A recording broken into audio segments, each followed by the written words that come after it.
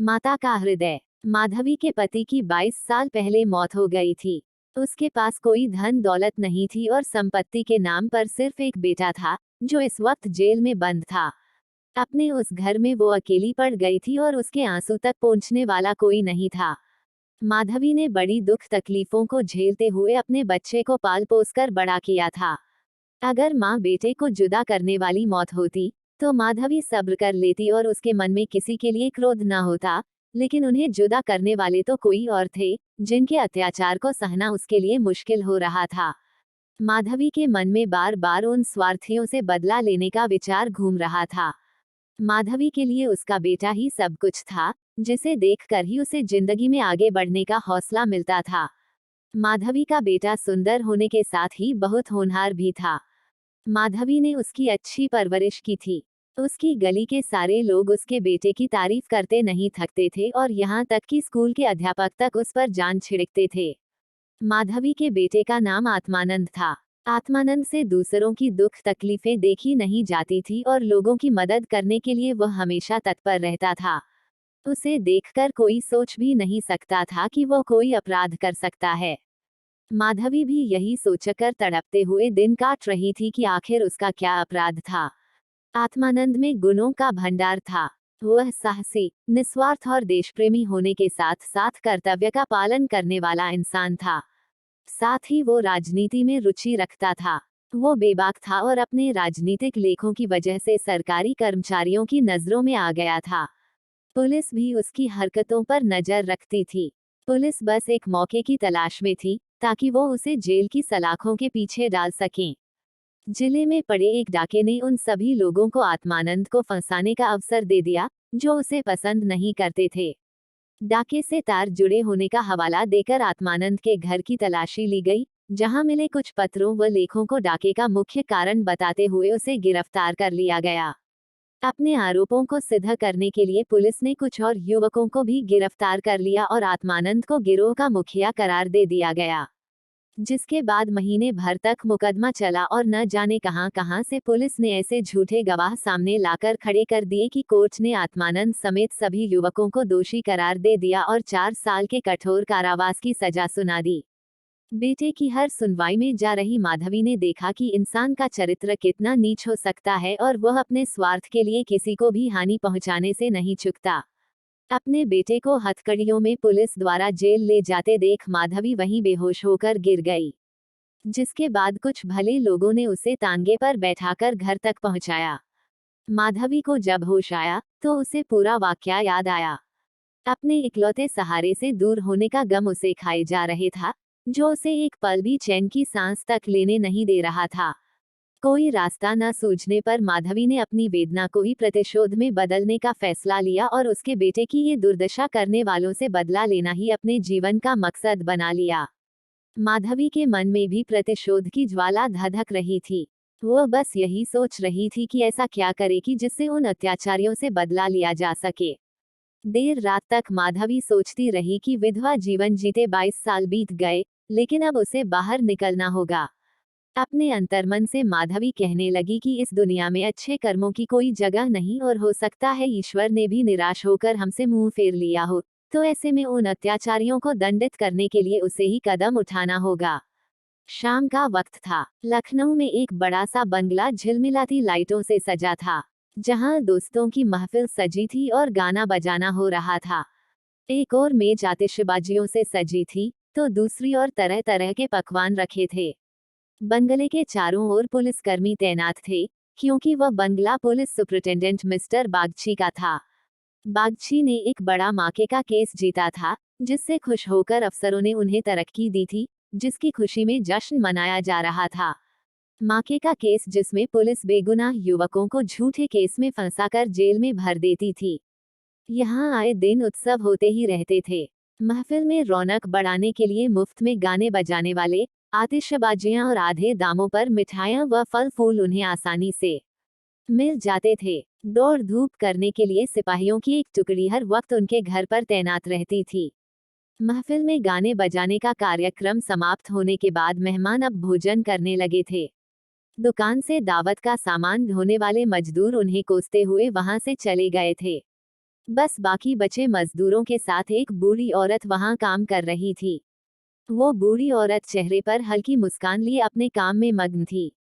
वो महिला और कोई नहीं, बल्कि माधवी थी, जो बदला लेने के लिए मजदूर बनकर काम कर रही थी। महफिल खत्म होते होते सभी मेहमान जा चुके थे। इक्के दुक्के मजदूर बचा हुआ खाना समेट रहे थे। माधवी एक कोने में चुपचाप बैठी हुई एकटक सभी को देखे जा रही थी। सहसा मिस्टर बागची की नजर माधवी पर पड़ी, तो वो उसके पास पहुंचे और बोले, तुम अब तक यहाँ क्या कर रही हो? कुछ खाने के लिए मिला या नहीं? माधवी ने नजर उठाकर बागची को देखकर कहा, साहब खाना तो मिल गया, लेकिन मेरे पास जाने के लिए कोई जगह नहीं है। अगर आपको ऐतराज न हो तो मुझे यहीं कोने में पड़ी रहने दीजिए। माधवी की बात सुनकर बागची ने कहा, नौकरी कर लेगी बंगले में, बच्चे को पालना आता है क्या? बागची की बात सुनकर माधवी ने तपाक से कहा, जी साहब, बच्चों को अच्छे से खिलाना जानती हूँ। इसके अलावा घर के छोटे बड़े सभी काम कर सकती हूँ। बस मुझे एक मौका दे दीजिए। माधवी की ओर ध्यान से देखते हुए बागची ने कहा, ठीक है, तुम आज से ही काम शुरू कर दो। माधवी को बागची के बंगले में काम करते हुए 1 महीने से अधिक हो गया था। माधवी अपने काम में इतनी निपुण थी कि उससे पूरा घर खुश था। बागची की पत्नी का स्वभाव चिड़चिड़ा था और वह आलस व अपनी खराब सेहत के चलते दिन भर बिस्तर पर या सोफे पर पड़ी रहती और नौकरों पर चिल्लाती रहती। उसके स्वभाव के कारण बच्चे का ध्यान रखने वाली आया ज्यादा दिन न टिक पाती। माधवी उसकी जली कटी बातें सुनकर भी चुपचाप अपने काम में लगी रहती, इसलिए बागची की पत्नी को उससे कुछ खास शिकायतें नहीं थी। उसने बच्चे की देखभाल की जिम्मेदारी भी माधवी को ही दे दी थी। बागची और उनकी पत्नी को इससे पहले भी कई बच्चे हो चुके थे, लेकिन अज्ञात कारणों से उनका एक भी बच्चा कुछ महीनों या फिर साल भर से ज्यादा जीवित नहीं बच पाता था। इसलिए इस बच्चे पर दोनों माँ बाप की जैसे जान बसती थी। पढ़े लिखे होने के बावजूद दोनों अपने बच्चे की सुरक्षा के लिए टोना टोटका व जंतर मंतर अपनाने से भी परहेज न करते थे। बच्चा माधवी के पास ही ज्यादा समय बिताता, इस वजह से वो माधवी से काफी ज्यादा घुल मिल गया था। अगर माधवी कुछ देर के लिए भी उसकी नजरों से दूर हो जाती, तो बच्चा जोर जोर से रोने लगता। बच्चा माधवी को ही अपनी माँ समझता और वह साथ खेलती तो ही खेलता, वह दूध पिलाती तो पीता और वह सुलाती तो ही उसे नींद आती। अपने पिता को तो बच्चा जैसे कोई अजनबी समझता और माँ उस पर ध्यान नहीं देती थी। माधवी को लगा था कि बड़े घर में काम करने से तनख्वाह अच्छी खासी मिल जाएगी, जिससे महीने का खर्च पूरा हो जाएगा, लेकिन यहाँ तो नौकरों से हर एक पैसे का हिसाब लिया जाता। एक दिन बच्चे को गोद में उठाए माधवी ने मालकिन से कहा कि बच्चे के लिए कोई खिलौना गाड़ी मंगवा देती तो अच्छा होता। माधवी की बात सुनकर मिसेज बागची ने कुंठित स्वर में कहा, कहाँ से मंगवाऊं इसके लिए खिलौना गाड़ी? हाथ में रुपए भी तो होने चाहिए। इसका खिलौना 10-20 रुपए में आएगा और इतने रुपए कहाँ हैं हमारे पास? माधवी ने मिसेज बागची और गौर से देखते हुए कहा, मालकिन, खिलौना ही तो है। माधवी की बात सुनकर मिसेज बागची ने कहा, अब तुमसे क्या छुपाना? दरअसल तुम्हारे मालिक की पहली पत्नी से 5 बेटियां हैं, जो इलाहाबाद के एक स्कूल में पढ़ रही हैं। पांचों कुंवारी हैं और उनकी पढ़ाई लिखाई और दूसरे खर्चों में इनका आधा वेतन चला जाता है। ऊपर से लड़कियों की शादी करवाने के लिए कम से कम 25,000 रुपए लगेंगे। अब कहाँ से लाएं इतने पैसे? मिसेज बागची की बातें सुनकर माधवी बोल पड़ी, मालिक को घूस भी तो मिलती होगी ना? माधवी यह कहकर चुप हो गई। मिसेज बागची ने गहरी सांस भरते हुए कहा, ऐसी कमाई में बिल्कुल बरकत नहीं होती। काली कमाई का पैसा एक हाथ आता है तो दूसरे हाथ चला जाता है। जैसे जैसे दिन बीतते जा रहे थे, माधवी के मन में उस बच्चे के लिए स्नेह और भी बढ़ता जा रहा था। कभी कभी बदला लेने की बात याद आती तो वो क्रोध से भर जाती और फिर बच्चे को देखकर शांत हो जाती। वहां रहते हुए माधवी मिस्टर बागची के परिवार की स्थिति से वाकिफ हो गई थी। कई बार तो वह अपना दर्द भूलकर उनके परिवार के लिए चिंतित हो जाती और उसका मन दया से भर जाता। माधवी सोचती रहती, मालिक आखिर 5 बेटियों की शादी कैसे कराएंगे? ऊपर से पत्नी बीमार रहती है और बच्चा छोटा है।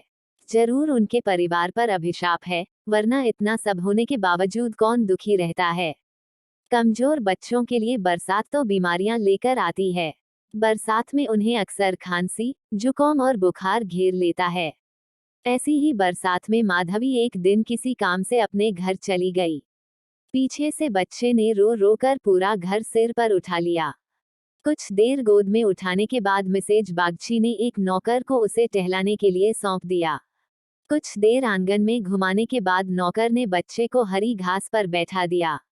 बारिश के पानी से जमीन गीली थी और बच्चा ऐसे ही कई घंटों तक पानी में खेलता रहा। वो नौकर दूसरे नौकरों के साथ गप्पे हाँकने में मस्त हो गया। काफी देर बाद जब नौकर को ध्यान आया तो वो बच्चे को फटाफट भीतर ले गया और उसके कपड़े बदलवाए। शाम होते ही जुकाम से बच्चे की नाक बहने लगी और खांसी से गले से आवाज आने लगी। देर शाम जब माधवी बंगले में पहुंची तो बच्चे की हालत देखकर उसका कलेजा फटने लगा। वो बच्चे को लेकर तुरंत मालकिन के पास पहुंची और कहा, देखो जरा बच्चे का क्या हाल हो गया है, कहीं इसे सर्दी तो नहीं लग गई। बच्चे की हालत देखकर मालकिन भी हक्की बक्की रह गई, क्योंकि वह ऐसा मंजर पहले भी देख चुकी थी। मिसेज बागची ने तुरंत नौकरों से अलाव जलाने को कहा। मिसेज बागची और माधवी दोनों पूरी रात बच्चे को ठीक करने में जुटे रहीं। दोनों की आंखों से नींद जैसे कोसों दूर थी। ऐसे में सवेरा कब हो गया दोनों को पता भी न चला। मिस्टर बागची को जैसे ही बच्चे के बीमार होने की खबर मिली वो डॉक्टर को लेकर सीधे घर पहुंचे। 3 दिन में बच्चे की हालत में सुधार आने लगा, लेकिन वह काफी कमजोर हो गया था। बच्चे का ख्याल रखने में माधवी ने दिन रात एक कर दिया। ये वही माधवी थी जो परिवार का सर्वनाश करने का संकल्प लिए उस घर में आई थी और आज उसी घर के चिराग की सलामती के लिए दिन में हजारों बार ईश्वर से दुआएं मांग रही थी। शायद माधवी की दुआओं का ही असर था कि बच्चे की सेहत में धीरे धीरे सुधार होने लगा। एक सुबह मिस्टर बागची बच्चे के झूले के पास बैठे हुए थे और मालकिन सिर दर्द के कारण चारपाई पर पसरी हुई थी। माधवी पास में ही बैठी बच्चे के लिए दूध गर्म कर रही थी। माधवी की ओर देखते हुए मिस्टर बागची ने कहा, हम जब तक जिएंगे तुम्हारे एहसान के तले दबे रहेंगे। ये तुम ही हो जो बच्चे को मौत के मुंह से खींच लाई, वरना हम तो उम्मीद ही हारने लगे थे। इतने में मिसेज बागची भी उठकर पास आ गईं और माधवी से कहा, तुम एक देवी बनकर हमारे जीवन के कष्ट हरने के लिए आई हो। आज अगर तुम ना होती तो पता नहीं क्या अनर्थ हो जाता। मेरी तुमसे एक विनती है। वैसे तो जीना मरना सब ऊपर वाले के हाथ में है, लेकिन तुम्हारे हाथ में जरूर संजीवनी है। मेरी तो किस्मत ही अभागी है, पर हो सकता है तुम्हारे पुण्यों से मेरे बच्चे की जान बच जाए। माधवी चुपचाप मिसेज बागची की बातें सुन रही थी। मिसेज बागची रुआंसी आवाज में कहने लगी, सच कहती हूँ अब तो बच्चे को गोद में उठाने तक से मुझे डर लगता है। तुम इसे आज से अपना ही बच्चा समझो और इसकी माँ बन जाओ। इसे भी तुमसे बहुत लगाव है। तुम इसे अपने साथ अपने घर ले जाओ और वहीं इसकी परवरिश करो। जब तक ये तुम्हारी गोद में रहेगा हमें चिंता न होगी। मिसेज बागची की बात सुनकर माधवी ने कहा, मालकिन, क्यों ऐसे बुरे विचार मन में ला रही हो? बच्चे की हालत में सुधार हो रहा है और देखना भगवान की इच्छा से सब कुशल मंगल होगा। इतने में मिस्टर बागची बोल पड़े, नहीं बूढ़ी माँ, मेरा दिमाग भले ही इन बातों को ढकोसला करार देता हो, लेकिन मन का एक कोना इस पर विश्वास करना चाहता है। मेरी अपनी माँ ने मुझे पैदा होते ही एक धोबिन को बेच दिया था, क्योंकि मुझसे पहले मेरे 3 बड़े भाइयों की मौत हो चुकी थी। इसलिए मेरी जान बचाने के लिए उन्हें जो उचित लगा उन्होंने किया। अब बारी हमारी है और हमसे जो बन पड़ेगा हम करेंगे। तुम इसे आज से अपना ही बेटा मानो और इसे साथ ले जाओ। हमें जब भी इससे मिलने का मन होगा चले आएंगे और खर्च की चिंता न करना, इसकी पूरी परवरिश का खर्चा हम समय समय पर तुम्हें भेजते रहेंगे।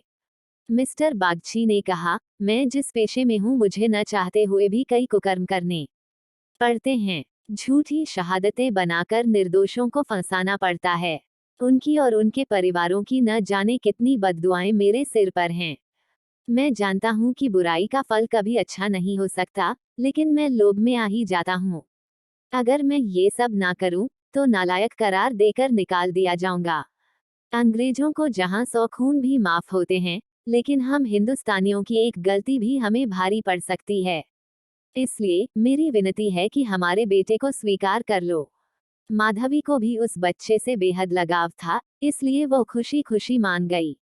गदगद होते हुए माधवी ने कहा, आप दोनों की अगर यही इच्छा है तो मैं बच्चे को अपनाने के लिए तैयार हूँ। मुझसे जो बन पड़ेगा मैं करूंगी। मेरी भगवान से बस यही दुआ है कि हमारे बच्चे को वो अमर करे। बड़ी देर से बच्चा आराम से झूले में सो रहा था। चादर से उसका मुंह ढका हुआ था। माधवी ने दूध गर्म कर बच्चे को पिलाने के लिए जैसे ही उसके मुंह से चादर को हटाया, उसके मुंह से जोर से चीख निकल गई। बच्चे का शरीर पूरी तरह ठंडा हो चुका था और चेहरा पीला पड़ा था। माधवी ने जल्दी से बच्चे को गोद में उठाकर सीने से चिपका लिया और जोर जोर से रोने लगी। बालक सभी को छोड़ भगवान के पास जा चुका था। दिन भर पूरे घर में मातम पसरा रहा और रोने की चीख पुकारों से जैसे पूरा घर कौंध गया हो। मिस्टर बागची और उनकी पत्नी का भी रो रो कर बुरा हाल था। माधवी जो खुद बच्चे को खोने के दर्द से तड़प रही थी, उन दोनों को सांत्वना दे रही थी। माधवी उनसे कह रही थी, अगर उसके बस में होता तो अपने प्राण